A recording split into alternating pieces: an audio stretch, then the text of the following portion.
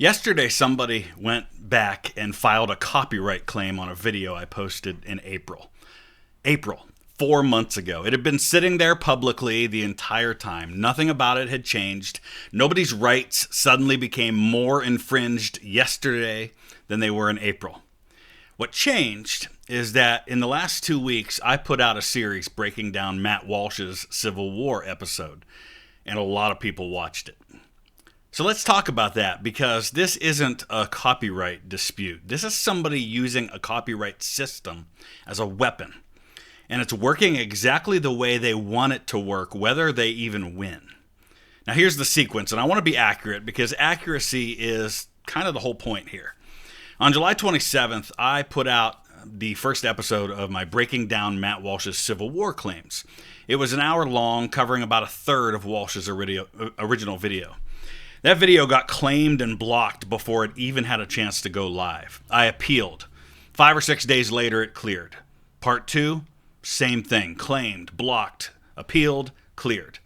Part 3 is recorded. It's uploaded. It's almost an hour long. Patrons and members, many of you have already seen it, but that's the only place it's been seen because it's sitting in that exact same holding pen, waiting on an appeal for the third time in a row. And then yesterday, while part 3 is still in limbo, a claim shows up on a commentary video I recorded in April on his video about white slavery in America. 3 for 3 on the new series. Then they went digging back through the catalog. Now, I want to be careful here, and I want you to notice that I'm being careful because that matters. I don't know Matt Walsh personally clicked a button. In fact, I'm pretty sure he probably didn't. I don't know who at the Daily Wire made this decision or whether anyone there made it at all. What I do know is what the notice says. The claimant is a company called SVG Sports and Entertainment, asserting rights on behalf of Matt Walsh. Now, beyond that, I'm not going to speculate. I don't have to, because the pattern speaks well enough on its own. You know, if it were just me, maybe I'd chalk it up to an overzealous automated system and move on, but it's not just me. Back on June 25th, the Cynical Historian put out a video talking about this exact same thing. He and Mr. Beat had reacted to this same Civil War video that my series is about, and the response was the same, a copyright claim. So that's at least 2 channels, run by people who work in history, whose critical commentary on the same series got hit in the same way, and I've heard from others saying the same thing. At some point, the word for that stops being coincidence. Now, I want to take a little bit of time to explain how all of this works, because I think most people watching have no idea how lopsided this system is. And you should be angry about it, even if you've never heard of me or Matt Walsh. Now, there are 2 separate systems here, and I think people often mix them up. System 1 is what's called DMCA, which is actual copyright law. If somebody files a formal takedown under DMCA, what they're doing is making a sworn statement under penalty of perjury. And in 2015, in a case called Lenz versus Universal, the Ninth Circuit Court held that before you can send one of those, you have to actually consider whether the use is what we call fair use. If you don't, you can be liable. There's a cost to going after someone and being wrong. The system that we're using here is Content ID. It's YouTube's private internal system. And Content ID is not copyright law. It's a set of rules the company wrote for itself. There's no perjury statement. There's no legal requirement to consider fair use. And most critically here, there's no penalty for filing a claim that's complete garbage. Think about what that means. One side risks a lawsuit if they go after someone frivolously. One side's just risking a mouse click. Now here's how the dispute plays out. A company like SVG makes a claim. I dispute the claim. The claimant then has 30 days to respond. During that window, if my commentary video was monetized, that money doesn't come to me.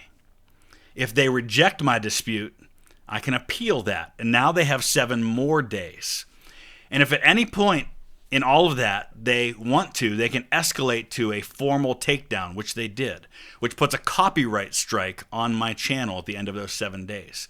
3 of those strikes and your channel is gone. And in that entire process I just mentioned up to that point, All of the decisions are made by the claimant, not YouTube. They're bystanders during this process. They're not getting involved in reviewing it. So think about that from the perspective of a creator who does historical commentary for a living. You can be completely, unambiguously in the right, and the cost of being right could be a week or more of your video being invisible, your revenue being held, and that ever-present option sitting there on their side of the table to escalate into something that could end your channel. That's not a dispute process. That's a toll booth. And most people in that situation just pay it and shut up. And that's the point. Now let's actually do the fair use analysis, because I think this is important. I'm not a lawyer, so I'm not giving any legal advice here or expertise. I'm just telling you what I see and hear and understand. American copyright law, section 107, says there are 4 factors, and it explicitly names criticism, commentary, and teaching as what it calls favored purposes. Factor 1 is the purpose and character. Is the use transformative? My video is a historian pausing a documentary every few seconds to check and challenge its claims against the historical sources. That's not repackaging entertainment, that is analysis. And in 2017, a federal court looked at a reaction video and called it quintessential criticism and comment, and said this factor weighed heavily in favor of the commentator. Now, factor 2 is the nature of the work. Walsh's series is a published documentary making factual assertions about the past. It's not an unpublished fictional novel. Now, factual works get thinner protection because facts belong to all of us. Factor 3 is the amount used. Now, in most cases, I use most of the video that I'm commenting on. I do that because you can't fairly critique a claim without letting the audience hear the entire claim in that person's own voice so they can judge for themselves. In that same court, same case, where the use is critical commentary, using enough to make the criticism land is, quote, plainly necessary. Factor 4 is market effect. Is my video meant to replace or substitute his? If I'm pausing 40 times to comment on a video, people aren't sitting there thinking, well, I don't need to go see that channel now. If anything, I send people to watch more of that person's content. What my video is actually doing isn't damaging his market. It's damaging the argument. And that is not a harm that copyright protects you from. You don't get to own a monopoly against the counter-argument. Now here's the part I actually care about. In academic history, when people write books or articles, other historians read those. They check the sources. They ask whether the source claims what you actually claim it says. That's peer review. It's slow and it's often unpleasant, and it's the single reason that the discipline of history has any credibility at all. That process doesn't exist on YouTube the same way. Nobody peer-reviewed Matt Walsh's Civil War episode. Nobody peer-reviewed my videos either.